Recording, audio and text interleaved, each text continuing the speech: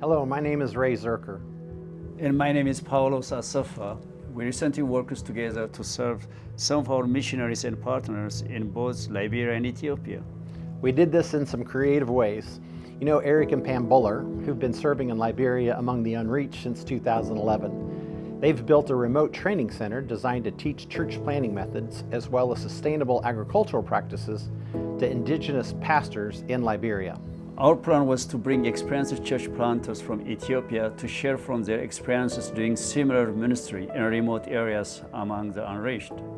Now, honestly, this had never been done before, so we had no real guarantees. We prayed, we created a good plan, and we prepared everything that we could foresee, but ultimately, we had to leave the training all in God's hands.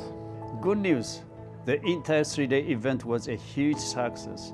There were about 70 Liberian pastors. They loved the Ethiopian church planters and were excellent students.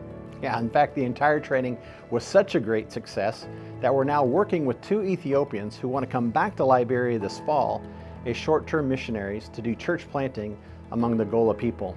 After the training in Liberia, we returned to Ethiopia for part of our plan where we connected with our partner, Pastor Muga. There, our partners at Call to Go introduced us to 2 unreached people groups, the Yagantom and the Dasanish tribes. Many of the Dasanish people live near a large abandoned mission base located quite literally where the highway ends near the border of Ethiopia and Kenya.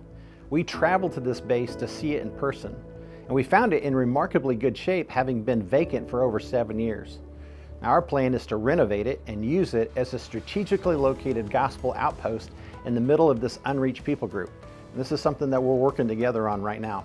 After visiting the Dasanish people, we traveled west almost to the border of South Sudan.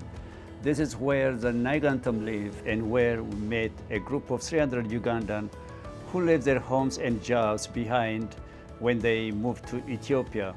As missionaries to these people, the Ugandans have already planted a church as well as a school where they welcome Nigantam children, providing them an education and daily exposure to the gospel. Our desire is to greatly improve the living conditions for these Ugandan missionaries.